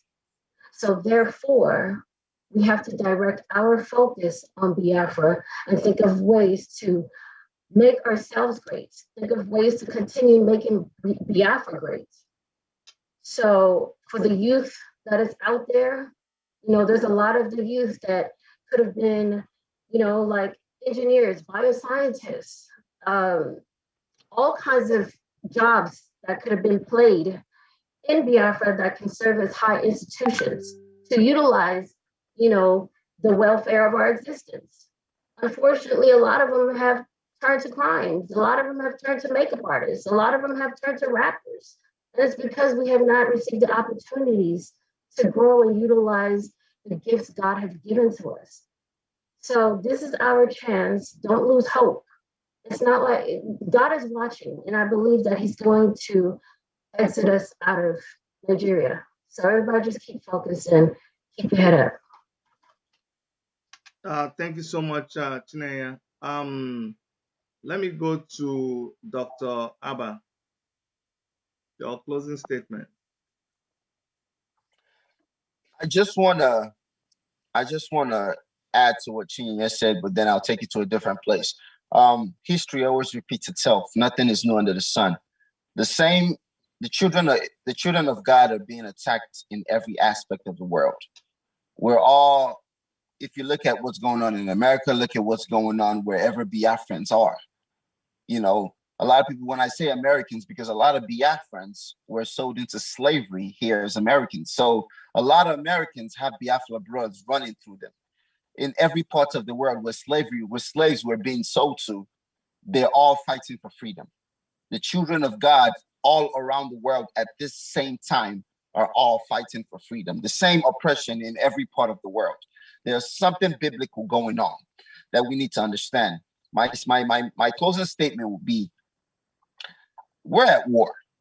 We're at war, and only a fool continues his life without knowing that we're at war, because our enemies are ready to kill us to make sure that they keep their oppression over us. But we are not willing to go the extra mile. We are not willing to die. We are not willing to do what it takes to survive. So if our oppressors are willing to kill us to keep power, but we want one Nigeria, we want to team up with our oppressors to stay alive, even though they have no regards for our life. We're only fools. There's no true freedom that has come without bloodshed. Even Jesus had to die on the cross, had to shed his blood for us to be free. That's what this Bible that we carry around. Even Jesus had to die so we can be free. So for us to think that we're going to get freedom without bloodshed is insane. No history of mankind has ever attained true freedom without bloodshed. So our people need to program their mind. If we really want freedom, or we just want to be friends with our oppressors, we just want to be accepted by our oppressors, then we need to say that. But if we truly want freedom, then we need to be prepared for what it takes to attain true freedom. All this, what happened in First Biafra War, no true freedom has come without bloodshed. So our parents that are scared that there will be more bloodshed need to get that out of their minds, because I personally would die so that my children can be free. And I think that's if me giving my life so my children never have to live in Nigeria, because Nigeria doesn't work. The first sign of civilization is lights. When God created the earth, the first thing he did, he said, let there be lights. So if Nigeria can't even give us lights, how do we expect for anything to work? That's why Nigerians leave Nigeria and things start happening. Because lights, they have come to a country where there's lights. Our country can't even give us lights. And yet we want to fight to live in this country. I, for one, am willing to die so that my children don't have to live in darkness.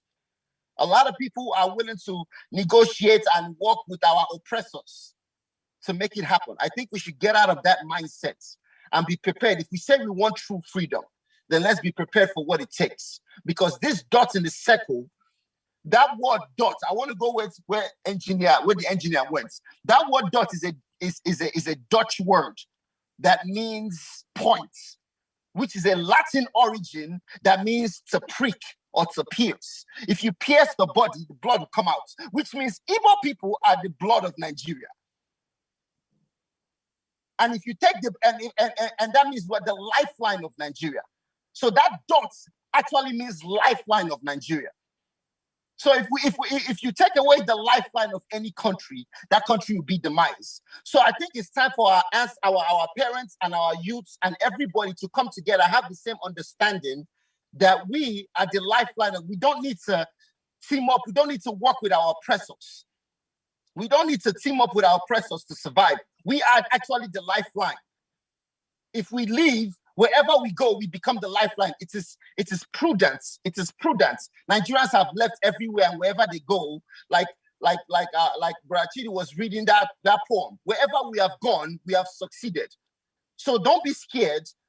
If we leave Nigeria, what Biafra will be the points and access and dots of Africa. The points and the access of Africa. Thank you. That is all. Thank you so much. I'm going to come to Comrade Juwan Samuel Lu, if he is there. If if you have your camera on.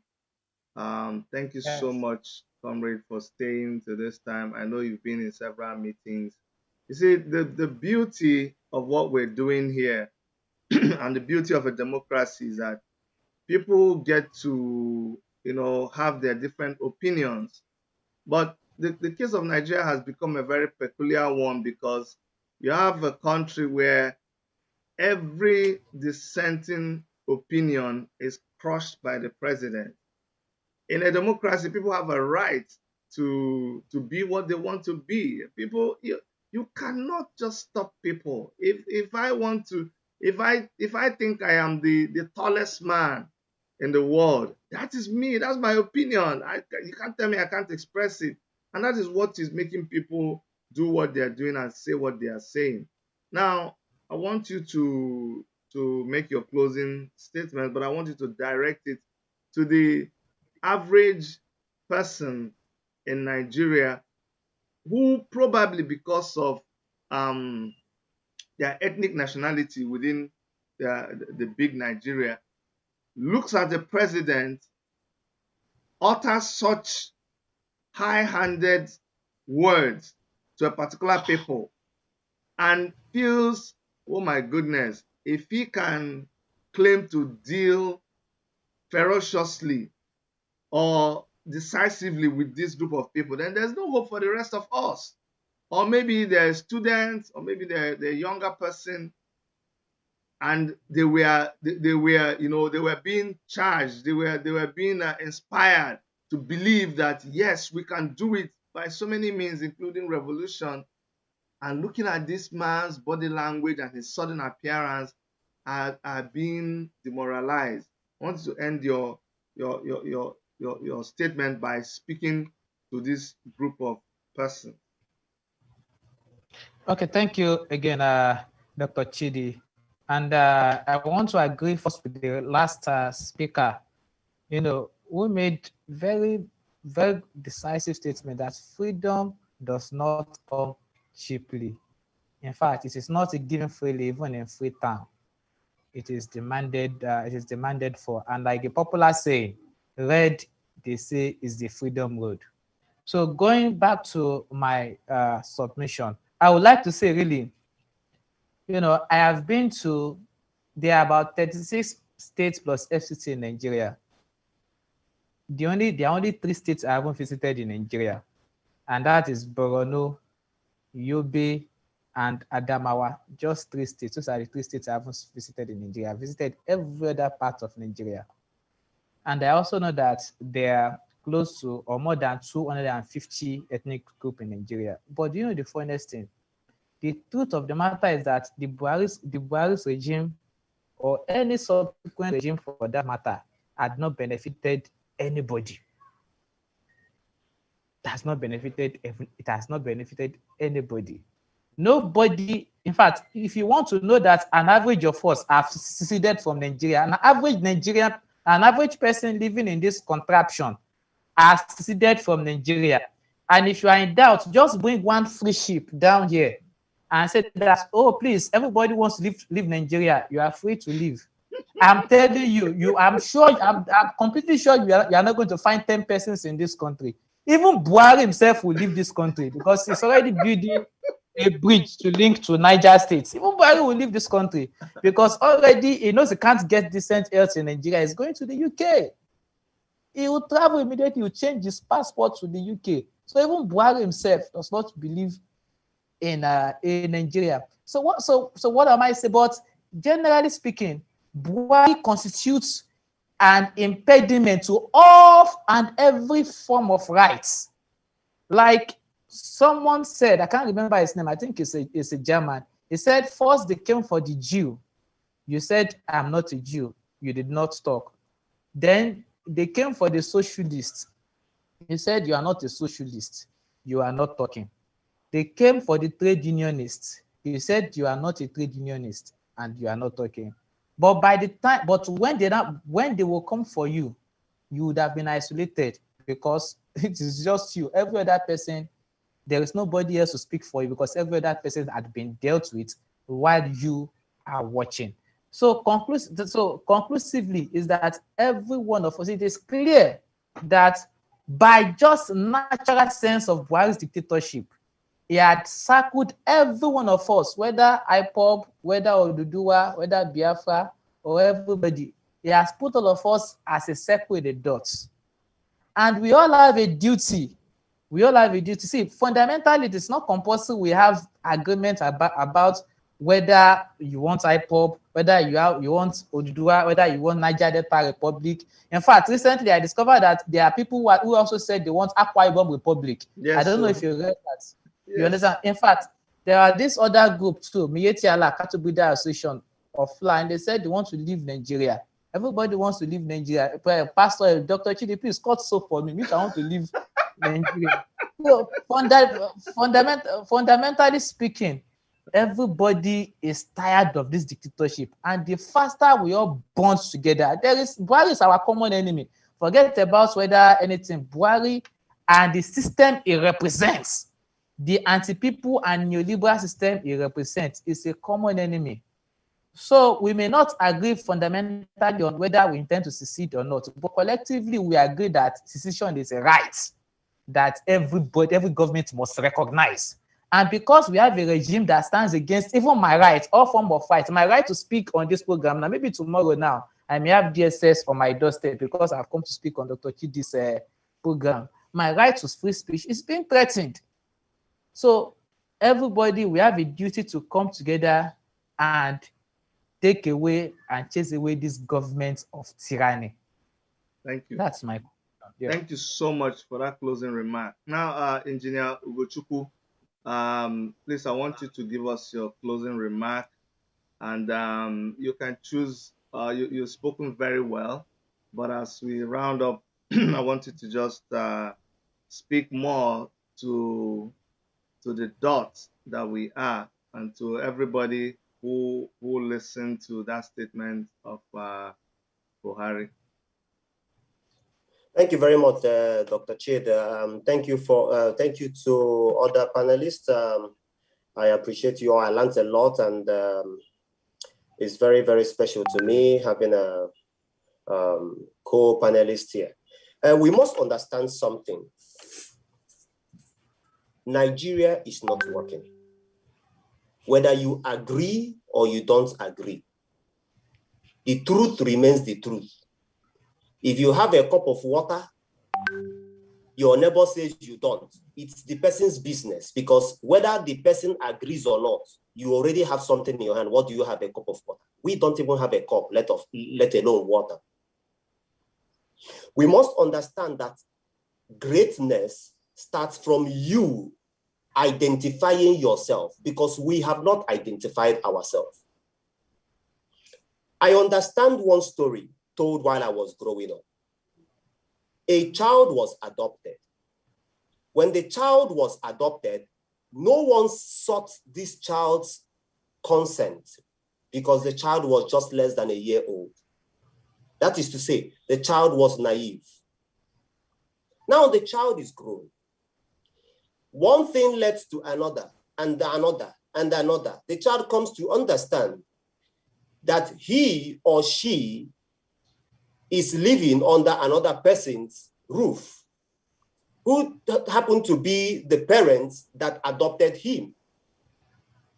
Now he says, I accept that you are still my daddy. I accept that you are still my mommy. You saw the world before me.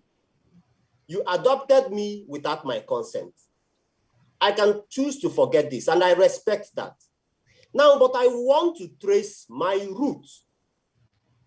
And I want to go back to my blood father, my biological father. At least let me recognize my biological father. And then we can continue if we want to. This is a pure situation of what is happening in Nigeria now. We were brought together in 1914 with what they call hanky-panky thing, mago, one story and another, and then we were joined together. Now we have grown. You said things are good. Okay, but now we want to show that we can do better. But we need to go back to our truth. I'm also talking to the Indibo in particular, the Biafrans. If you lose your identity, you have lost it all. You must understand that you are the anchor upon which every other tribe, ethnic group, socio-economic progress hangs. It means that you are the light radiating outward to other parts of the circle, which is the country Nigeria, Africa, and the world at large. It means that even with the 20 pounds refund, after all whatever you had before the Nigerian Civil War, that you were able to become who you are today in less than a century. It means that there is something that is in you. What happened that time was a pure Awolowo's ungodly experiment to see Igbo sink. But see how you, talking to you, you, Ndibo, you dot, I'm talking to you, the dot. You need to understand. See how you, the dot, was able to prove him wrong with that ungodly experiment, that you are the light and you could shine in darkness. I need you to understand very simple, that you must be proud. We are the salt of Africa, not only Nigeria.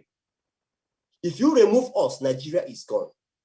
Every man living outside the shores of Biafran land, every Igbo man, Biafra in particular, ensures he or she establishes, builds, and grows far above the owners of the land in which he lives. We end up showing and teaching them skills on how to progress in their respective businesses and other professional areas at large. Because the strength of the circle is in the dot and the center of that circle. Remember that the circle that we are talking about now in Nigeria, as the president said, is drawn from the dot. Always remember this. Meaning there will be no circle without the dot. You must always put this in mind in whatever you do. This is your real identity. If you teach a Biafran a trade, he will do well much more than you. We are proving it in everywhere. In Nigeria, Africa, other parts of the world, in different professions. And those times we are proving it, there were economic imbalances. And then these things were there and we were still progressing. Let us tell ourselves the simple truth. We are created by God to be creative. And that's why you are a dot in the circle. To be the builders of empires, to lead our environs, to shine as light even in a dark world. We are supposed to be the speakers of truth and damn the consequences. It is important that we know this. We must know that we are built and created by God to excel. We travel to places with low esteem, but we end up growing ideas and becoming achievers to be reckoned because we grow other people's economy as well. Ndibo, God created us to be envied and not to be pitied. President Buhari made a statement to make us feel pitied. But I'm telling you that I am Igbo and that we are supposed to be envied. And that's what God made us to be. And that is why you are a dot in the circle. We have royalty in our blood and we have pride in our blood. This is why you are a dot in a circle. Because we have learned too much from him and from the other parts of the world. And we keep showing that we can and we do. So come, dear friends, come you people that are the dots in various circles across the globe. Come to the understanding that we are the center of it all. Accept me and it will be well with you. That's what we should be telling the circle. If you reject me, you will end up in bitterness. That's what we should make the circle know. That is why we are the dot in the circle. We are God's representative here in Africa and the world at large, just to glorify him. Perhaps that is why some people say that our geographic coordinate location is at 0 longitude degrees and 0 latitude degrees, because that is where creation starts. Because we are all in it together. That's why we must unite. It doesn't matter when you think it is Southeast Igbo or South or Delta or that. This is super grammar that has been manufactured to cover all your sense of reasoning. You must understand this. We are all in it together. It is simple. We are the target always. Thank you. But because we are the Jews and the blood is in us. We have one ideology, one purpose, one culture, one tradition, same market value. Above all, we have one future, and it depends on our unity as a people. Thank you very much. Thank you, Engineer Ugochukwu. Thank you so much. That was well said. I'm going to give Neye a chance to close this in a unique way. So, Neye, go ahead and address us. A lot of the things that Ugochukwu said is facts. And as I said earlier, and also tying in with Dr. Abba said, we're truly the chosen people. We are from the tribe of Gad. And an interesting fact that we have to realize and learn is that them coming after us, it's not a surprise, because I want everybody to know that these House of Fulanis are descendants of the Egyptians, the Futhites, and the Ishmaelites. These are the same bloodline that has always been after the chosen people. So here we are, 2,000 years later, or even more, 2021, they're still coming after us. So this is why I truly believe that we're going to have our own exodus into our promised land that was promised to us, a land that belongs to us, a land that we're supposed to be at, and it's going to be the milk and honey for our people. So I just want everybody to know that, just like the Blacks are trying to, the African Americans are trying to make their exit out of America, we're doing the same thing. And a lot of the Israelites that were scattered abroad and within the western parts of Africa, everybody's going through it. So there's a spiritual pattern that's going on right now. So I just want everybody to know that. I am so thankful that I was able to join this panel. And it's nice to know that I belong from a tribe that's directly a descendant from Abraham, Isaac, and Jacob. Thank you. Thank you very, very much. Thank you very much. I would like to specially thank Buchi Law, because his organization, the Leadership Standard, is the organization that made this possible, and I'm so glad that in conjunction with Worship Media, we're able to make this happen. Buchi, I really want to appreciate you and the work that you do, honestly speaking. Tell us a little bit about the Leadership Standard as we round up. Well, yeah, so the Leadership Standard is just it's a youth-run organization that is aimed at promoting young leaders all around the world who are doing amazing things. It doesn't matter where you're from. We just don't show our light to just Nigerians or Africans. We reach out to everyone. So that's what the Leadership Standard is about. We also a communication, media, broadcasting organization. And we are aimed at promoting young people doing great things in the world. We talk about their organization, we spotlight them, we promote them in ways that we can. And it's a growing organization, and we're looking forward to interviewing more amazing young people as well. So if you know any young person, please reach out to us. We're on Facebook called The Leadership Standard on Facebook, and we're also on Instagram, The Leadership Standard, and you can also follow us on YouTube as well. The Leadership Standard so as well. And I also want to say a big thank you to Dr. Abba, also, the future of Biafra too. He also played a role in ensuring that we are here as well. So thank you so much, Dr. Abba. Thank you, Dr. Chidi, for your amazing work and being able to, handle this diverse group of people. Thank you, and God bless you.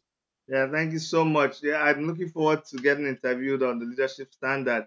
You see, now I passed for a young person, so I even though I had to shave and everything, I'm trying to appeal to you. Please invite me on Leadership Standard. I'm a young man, please. No worries, we will. Thank you, Doctor. All right. Yes, people, this is where we're gonna draw this to a close. I'm gonna close with this. Listen. Some of you are going to listen to this and you'll be like, Chidi, why are you doing this? almost like being tribalistic. I never knew you could focus on Igbo. Well, you know what? You have your trumpet. You don't want to blow your trumpet. That's your business. If you don't blow your trumpet anyway, it's going to get rusty. Now, someone goes and begins to tell me about my trumpet that was just lying there quietly. And I just brought it out and I just cleaned it up and I'm blowing it. I am a core, unapologetic, Igbo man. So register that into your DNA. And there is no apology for that. And everything that you've heard people say here is exactly how we feel. If you don't feel like that about where you come from, that's your business. And I can't help you. I really can't help you. I don't know. But this is me. That's how we roll. Somebody actually, I'll tell you this as we close. Somebody said that he doesn't understand why Igbo people, even when the president made a derogatory statement, that it is foolish of them to now even go and make a t-shirt out of it and be asked and be calling us. Don't they realize that that dot was like a diminution? I say, that's the trouble. The same thing you meant for evil, the Igbo man has turned it into business. Now, they have t-shirts called Onye Dot, like it's so difficult to deal with these people. We're supposed to be angry, we're supposed to be depressed, but we took it again and we're turning it into something that's making spinning it and making money out of it. So go deal with that, man. All right, everybody. Thank you so much, and I'll see you guys very soon. Bye-bye, everybody. Thank you. Okay, thank you, Dr. bye-bye. Chidi. Bye-bye. Bye. Yeah. Thank you, Dr. Chidi. Bye. Okay, bye-bye. Yeah. All right, guys. So that's it. You guys saw the panel of discussants. I would like to apologize for the places where there were hitches.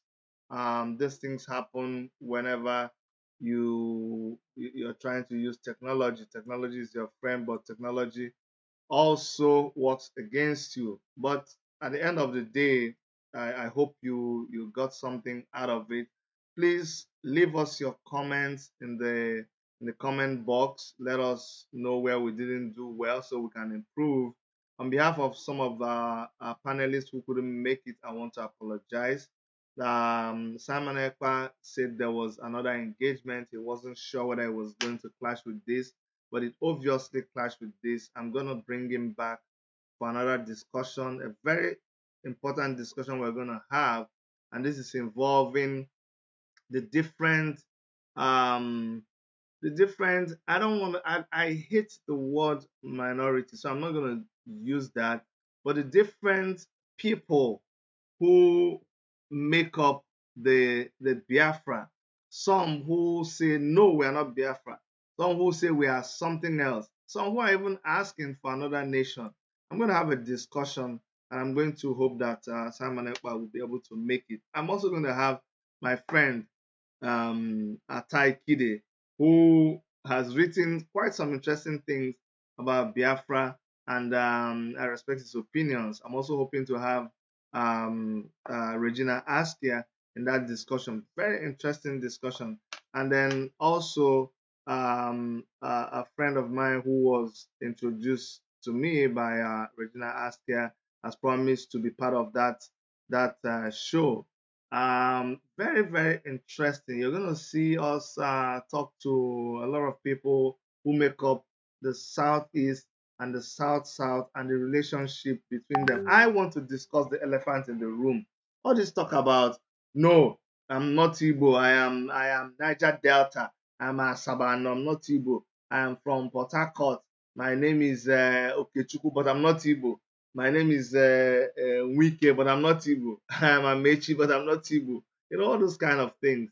I want to talk about it because a lot of us don't want to confront it, but we keep talking about it behind the scenes, and it's not helping us.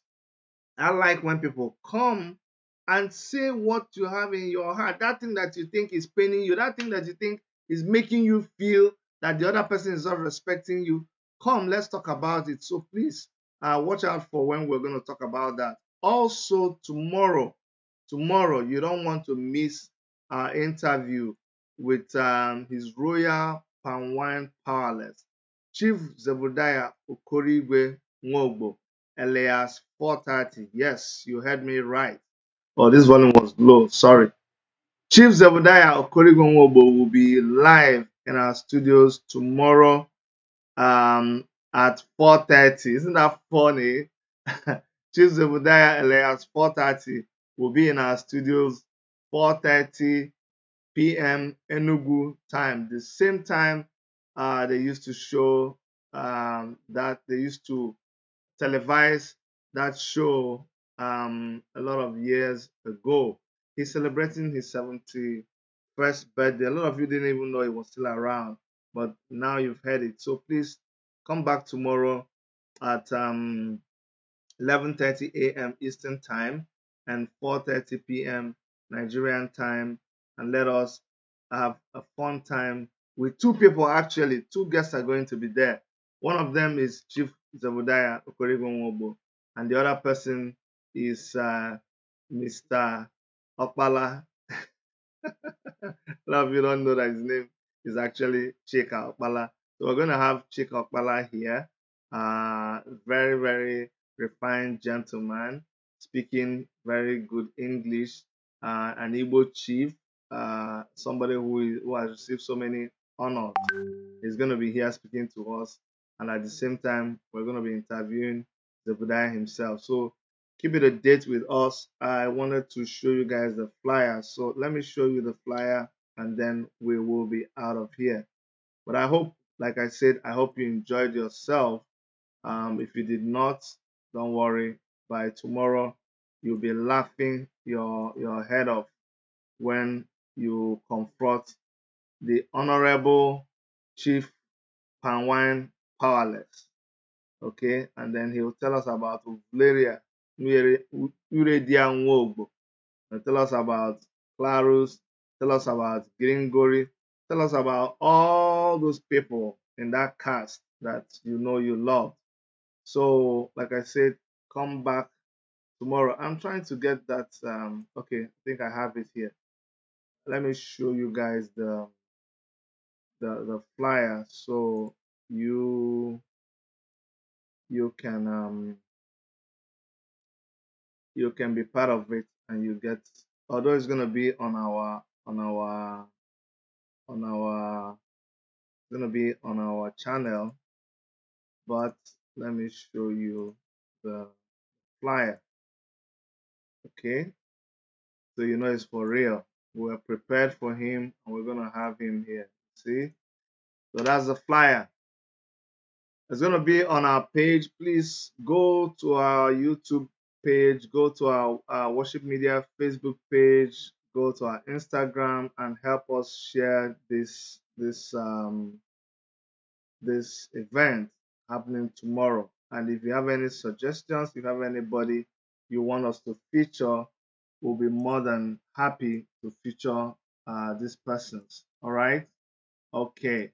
So that's all for you guys today. That's all we have for you guys today. I want to continue to thank you for all your support, and for those of you who you have begged me and you have prayed and you have protested. You even left our channel because of my beer. Now I have shaven, I have shaven, I have shaved, I have shoveled, I have shaved because of you. So please, can you now go and subscribe to our channel? Can you help us to share the video? Can you now become my friend again? Anyway, so this is our new look, but it doesn't change anything about our activism, doesn't change anything about our fight for equal rights, for justice. It doesn't change anything at all. So on behalf of every one of us here, on behalf of Dr. Erica and every member of our crew, my name is Dr. Chidi, and I'll see you guys very soon. Bye-bye.